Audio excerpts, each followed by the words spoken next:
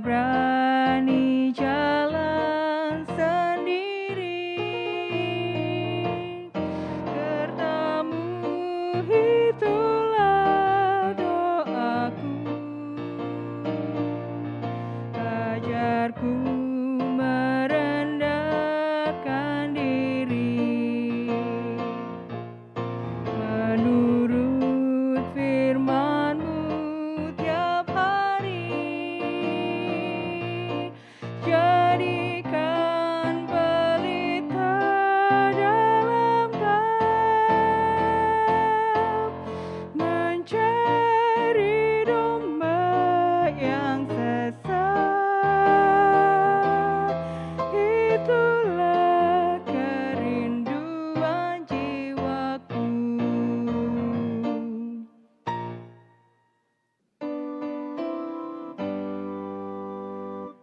Haleluya, haleluya, haleluya.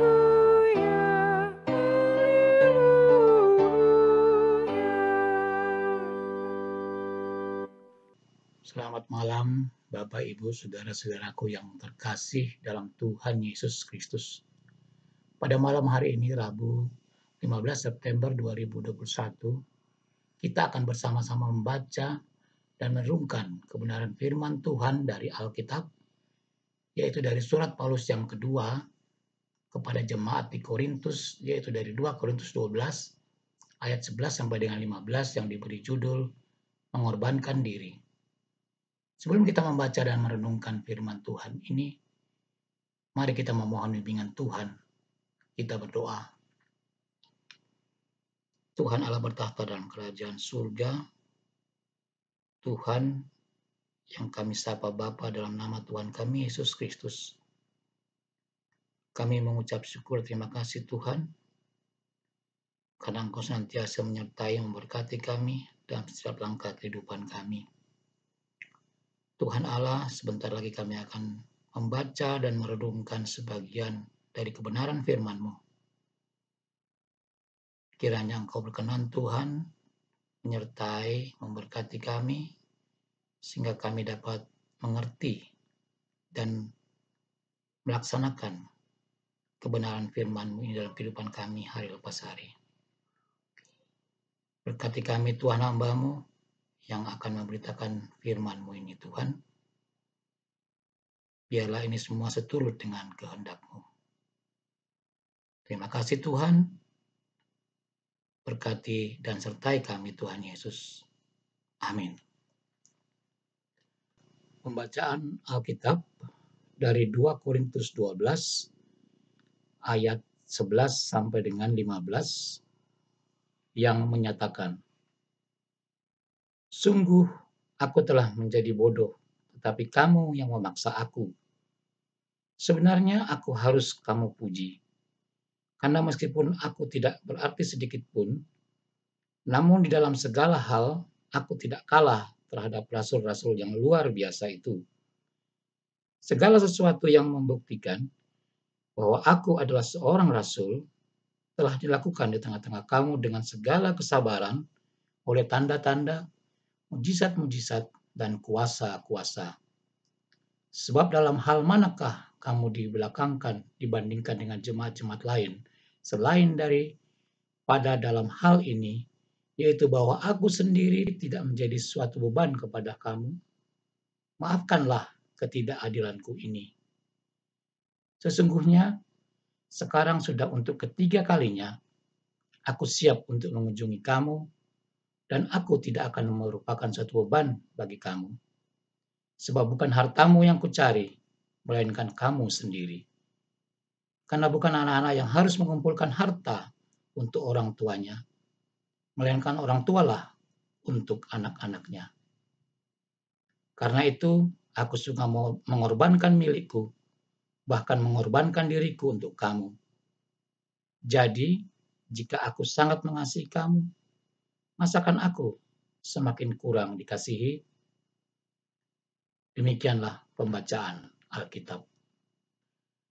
Bapak, Ibu, Saudara yang Tuhan Yesus kasihi, Paulus tiba di Korintus untuk pertama kali pada musim gugur tahun 50 Masehi dalam perjalanan yang kedua untuk memberitakan Injil. Ia tinggal di Korintus lebih 18 bulan, mengasuh gereja yang baru ini, sambil sehari-hari bekerja sebagai tukang membuat tenda. Biasanya ia tidak tinggal begitu lama di suatu tempat, tapi hal itu dilakukannya atas perintah Tuhan yang diterimanya secara langsung. Lepas dari perintah Tuhan itu, Paulus menghargai nilai strategis kota Korintus itu bagi pemberitaan Injil. Kota Korintus terletak di sebuah daratan sempit yang memiliki pelabuhan di bagian timur dan di bagian barat. Korintus merupakan kota yang sangat duniawi dan dipenuhi oleh berbagai kebudayaan. Kota Korintus yang terletak di Mediterania menjadi pusat komersial dan ekonomi di Yunani. Pusat kosmopolitan yang kaya ini dengan penduduk sekitar 700.000 orang segera menjadi tolak ukur tindakan asusila dan kebobrokan moral. Dalam lingkungan yang jahat inilah Paulus mendirikan gereja di Korintus ketika ia berada di sana selama 1,5 tahun pada perjalanan penginjilannya yang kedua. Namun, segera setelah keberangkatan Paulus, kejahatan yang berat dan perpecahan golongan mengancam stabilitas dan keberadaan gereja. Orang-orang yang hidup di Korintus memiliki tradisi lama penyembahan terhadap Dewi Cinta, Afrodit. Surat Paulus ini berisi berbagai pergumulan yang terus dihadapi oleh jemaat Korintus berhadapan dengan berbagai pengaruh gaya hidup di kota besar. Surat 2 Korintus ini memberikan gambaran tentang hubungan pribadi Paulus dengan jemaat di Korintus, khususnya bagaimana ia mencoba menjawab semua serangan terhadapnya. Meskipun banyak yang mendukungnya, sebagian orang menantang kewibawaannya sebagai seorang rasul. Sejumlah orang mengkritik cara dia berbicara dan menulis, dan yang lainnya menganggap dia kurang bersahabat, dan komentar-komentarnya terlalu keras. Bapak, Ibu, Saudara yang Tuhan Yesus kasihi, ada beberapa referensi bacaan Alkitab yang menyaksikan bagaimana perjuangan Paulus dalam melewati hambatan, rintangan, deraan, fitnaan, dan sebagainya.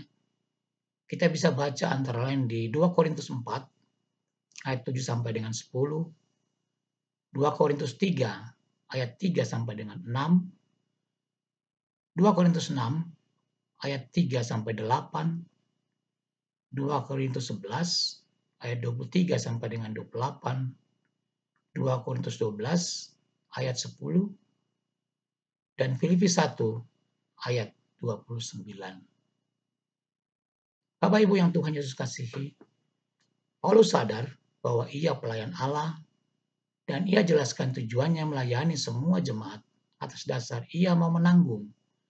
Segala sesuatu itu adalah menyadari bahwa ia dikaruniai bukan hanya untuk percaya, tetapi juga untuk menderita bagi dia, bagi Tuhan. Itu adalah salib. Ya, maksudnya simbol salib. Artinya bagiku hidup adalah Kristus dan salib itulah yang kuberikan. Itu teologinya. Jadi kalau dia mengalami kelemahan-kelemahan tersebut di atas, maka ia merasakan memang itulah yang harus dia jalani sebagai pelayan Allah dan tetap fokus untuk melayani jemaat. Ini tidak mudah karena ini adalah identitas hamba Tuhan. Hamba Tuhan itu siapa? Kalau di perjanjian lama, hamba Tuhan itu nabi-nabi, raja. Kalau di perjanjian baru, hamba Tuhan itu rasul-rasul, murid-murid Tuhan Yesus, dan Tuhan Yesus sendiri disebut hamba atau anak Allah. Pada akhirnya kita semua disebut hamba-hamba Allah atau anak-anak Allah. Jadi kepada kita juga dikaruniakan semangat untuk percaya, tetapi juga tidak bisa menolak penderitaan karena pekerjaan pelayanannya menyangkut banyak orang ini. Dan Paulus percaya bahwa Allah itu sanggup melimpahkan dia dengan karunia dan sanggup memampukan dia untuk melayani Tuhan dengan berbagai tantangan dan pergumulannya. Maka ia selalu punya sikap dalam berpelayanan mengarah ke aku hamba Allah, dan aku fokus melayani umat Allah. Itu yang dia kerjakan. Bapak, Ibu, Saudara-saudara yang Tuhan Yesus kasihi, nats renungan kita di 2 Korintus 12 ayat 11 sampai dengan 15 itu dapat kita uraikan sebagai berikut. Pada ayat 11, Paulus menyatakan dirinya dengan kalimat bodoh, yang sesungguhnya bukan dia mau menyatakan dirinya bodoh, tapi mereka, sebagian jemaat yang menganggap dia seperti itu. Kebodohan itu disebabkan karena pengaruh dari orang-orang yang tidak suka kepada Paulus dan yang menganggap Paulus bodoh, dan juga menjadi tanda tentang kebencian mereka terhadap Paulus. Orang yang bodoh hanya memikirkan dirinya sendiri, sedangkan Paulus tidak demikian. Orang yang bodoh memikirkan dirinya sendiri dan merusak orang lain dalam kebodohannya, tetapi Paulus tidak. Justru pada tema kita ini, Paulus mau berkorban. Itulah mulianya Paulus. Di ayat 11 itu Paulus bilang dia bodoh, tetapi dia sebenarnya tidak kalah dengan rasul-rasul yang lain. Di ayat 12 sampai dengan 13, Paulus telah membuktikan di tengah-tengah mereka bahwa ia adalah seorang rasul, dengan bukti adanya kesabaran, ada mujizat, dan ada tanda-tanda. Jemaat sering memberikan topangan bantuan, tapi sebenarnya Paulus tidak mau itu jadi beban bagi jemaat. Paulus sampai meminta maaf karena Paulus tidak pernah minta dari jemaat, tetapi jemaat sendiri yang mau bantu. Seperti Lydia dari Tiatira, penjual kain ungu itu, sangat membantu pekerjaan pelayanan Paulus. Di ayat 14, sesungguhnya sekarang untuk ketiga kalinya Paulus siap mengunjungi jemaat di Korintus. Dan Paulus tidak akan merupakan suatu beban bagi mereka. Sebab bukan harta mereka yang dicari Paulus, melainkan jemaat sendiri. Jadi sepertinya hidup Paulus itu untuk jemaat.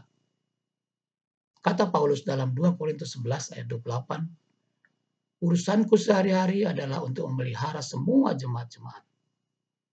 Paulus berkata, kalau ada jemaat yang susah, ya aku ikut susah. Jika ada yang tersandung, hatiku juga hancur. Aku juga berduka.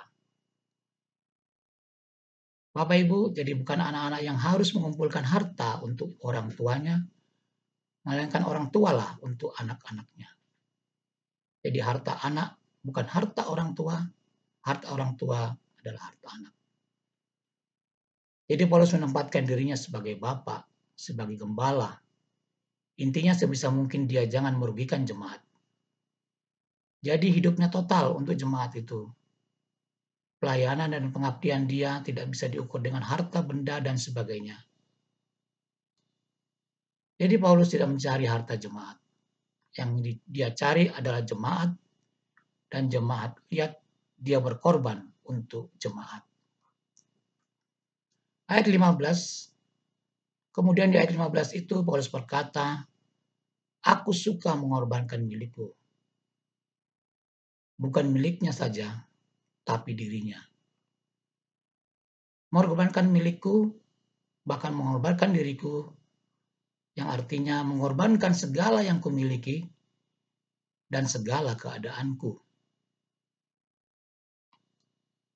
Mungkin ini yang dilakukan oleh pastor-pastor Katolik untuk membantu pemulung di pinggiran got besar di Kali Pasir, Jakarta Pusat. Mereka dibantu 750.000. Kemudian ada pastor menangani 7 pemulung. Dan setiap 2 minggu sekali, pastor tersebut datang ke rumah pemulung tersebut untuk merecek, untuk menanyakan tentang keadaan mereka, kemudian modalnya sudah diapain, kesulitannya di mana, apalagi yang bisa dibantu, kemudian kenapa bisa gagal, kemudian perkembangannya seperti apa.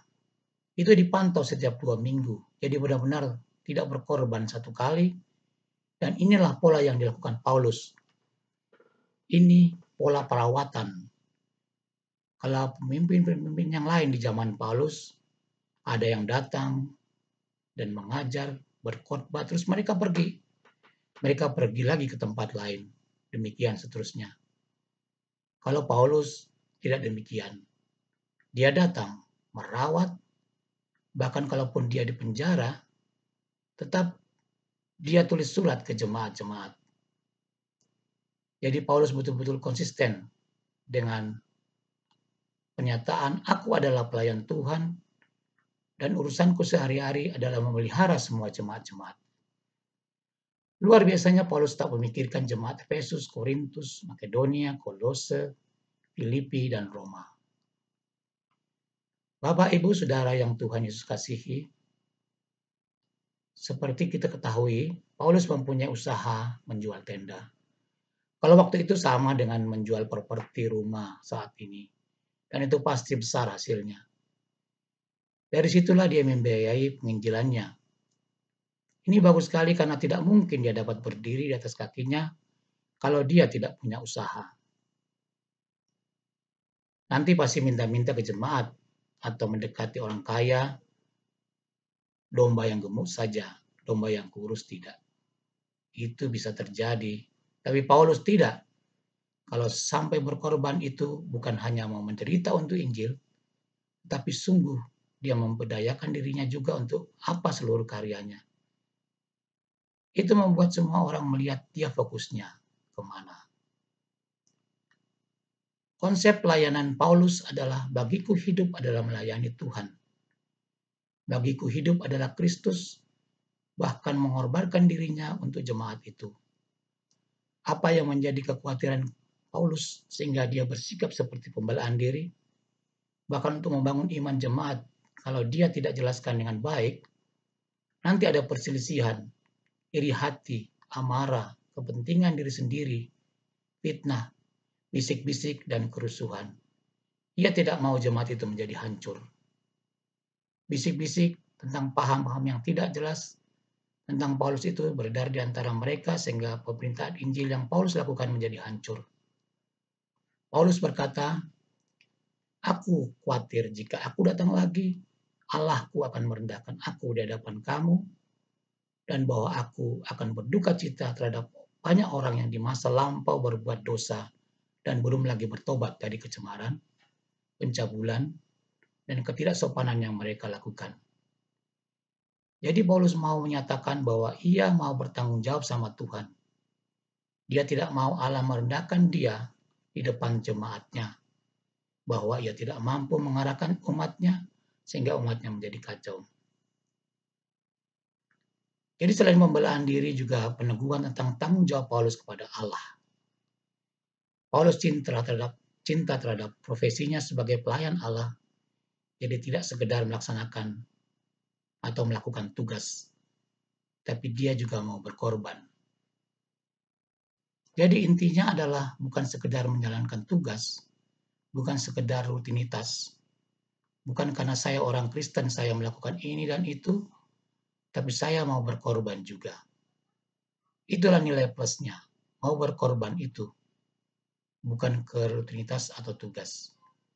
Hebatnya Paulus adalah walaupun didera, difitnah, dan sebagainya, dia menanggung dengan sabar, tidak seperti pelayan-pelayan yang biasa. Paulus tidak mendatangi jemaat karena hartanya, melainkan mendatangi jemaat itu sendiri. Jadi jemaat itu bukan objek, tapi dilihatnya sebagai subjek. Kalau cuma objek, maka jika selesai didoakan dan dikunjungi ya sudah. Mau bagaimana dengan jemaat ya terserah. Pokoknya, kalau kita baca tentang Paulus kita menjadi heran. Karena dia mau berkorban bukan hanya miliknya. Dan kalau hanya miliknya itu mudah. Artinya saya bisa kasih segini untuk tolong ini dan itu. Tapi sebenarnya saya masih punya milik yang lebih dari aku kasih. Tetapi lalu Paulus masih mau melakukan yang lebih daripada itu, yaitu bahkan memberikan dirinya untuk kamu. Paulus berprinsip bahwa sebisa mungkin membangun jemaat supaya jemaatnya mandiri, bisa mengucap syukur kepada Allah, bisa melakukan pelayanan kasih. Itulah jemaat misioner itu. Kalau pemimpin misioner bagaimana? Ya, pemimpin misioner itu pemimpin yang mandiri. Kalau dia punya kelemahan, dia harus mengembangkan diri. Kalau dia punya kekuatan, pakai semaksimal mungkin untuk Tuhan dan jemaat. Penyadaran diri ini atau self-awareness itu harus dimiliki oleh setiap pelayan Tuhan.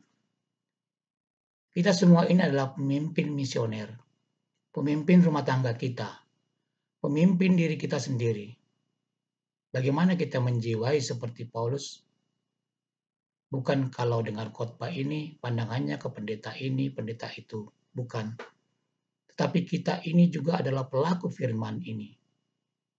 Di kategori tertentu di kantor kita pemimpin. Di rumah kita pemimpin. Jadinya arah implikasinya ke Yesus, mau kita menjadi pribadi yang bagaimana? Apabila di pandemi COVID-19 seperti saat ini, sangat dibutuhkan pribadi yang mau berkorban bagi yang lain. Tapi tidak menyalahkan orang lain. Kalau menyalahkan, sudah nggak zamannya sekarang ini. Karena sekarang ini urusannya dengan nyawa orang. Urusannya adalah support system. Mau memberi diri dan mau berkorban untuknya.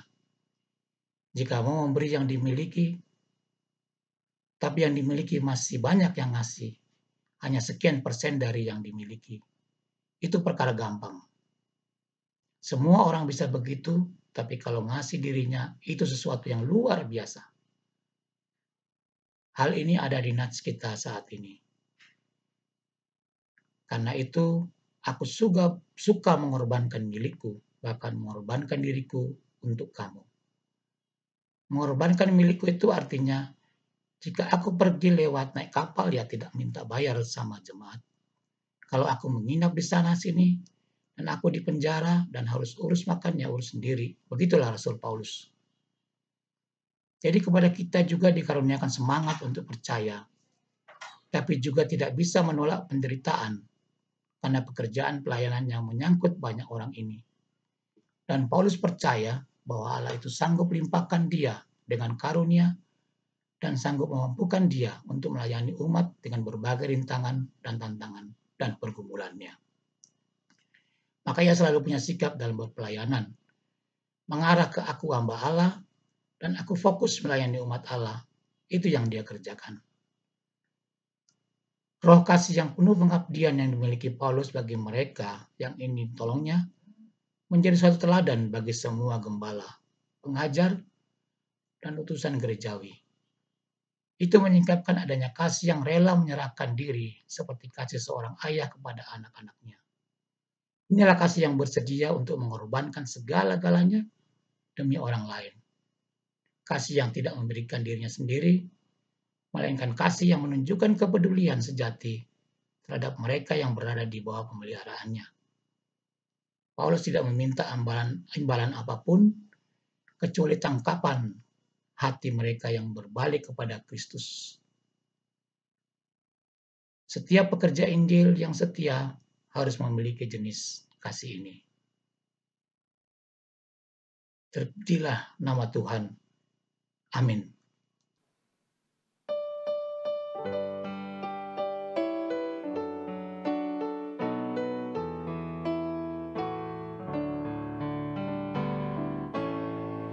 Oh kasih Allah yang besar, jauh melebihi apapun, menjangkau bintang manapun, akan neraka terendah, karena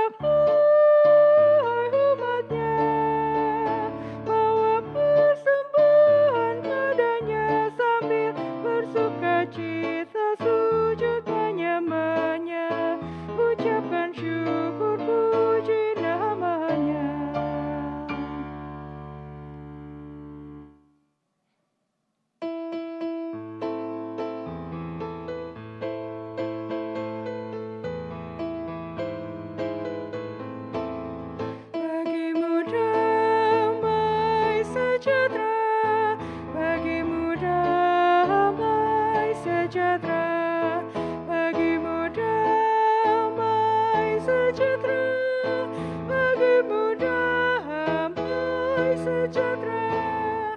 Ave Nusya